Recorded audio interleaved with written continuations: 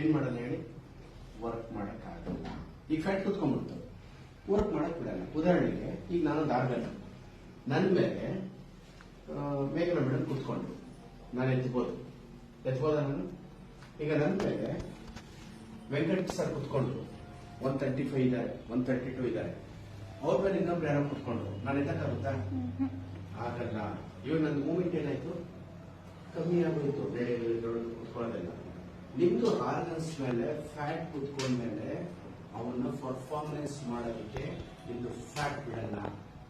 ಮತ್ತೆ ವೆಯ್ಟ್ ಜಾಸ್ತಿ ಆದ್ರೆ, ವೆಯ್ಟ್ ಆರ್ಗನ್ಸ್ ಮೇಲೆ ಜಾಸ್ತಿ ಆದ್ಮೇಲೆ ವೆಯ್ಟ್ ನೀವು ಫ್ರೀಯಾಗಿ ಕೆಲಸ ಬಿಡಲ್ಲ. ಇಷ್ಟು ಸಿಂಪಲ್.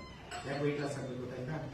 ನಿಮ್ಮ ಆರ್ಗನ್ಸ್ ಎಲ್ಲ ಚೆನ್ನಾಗಿ ವರ್ಕ್ ಮಾಡಬೇಕು. ನೀವು ಓಡಬೇಕು, ನೆಗಿಬೇಕು, ಕುಡಿಬೇಕು, ಈಸಿಯಾಗಿ ಬಾಡಿ ಮೂವ್ಮೆಂಟ್ ಆಗಬೇಕು ಅಂದ್ರೆ ನಿಮ್ದು ಫ್ಯಾಟ್ ಮೇಲೆ ಕೊಡ್ತಿರೋ ಆರ್ಗನ್ ಮೇಲೆ ಕೊಡ್ತಿರೋ ಫ್ಯಾಟ್ ಮತ್ತೆ ನಿಮ್ದು ವೆಯ್ಟ್ ನ ಕಮ್ಮಿ ಮಾಡ್ಕೊಂಡ್ರೆ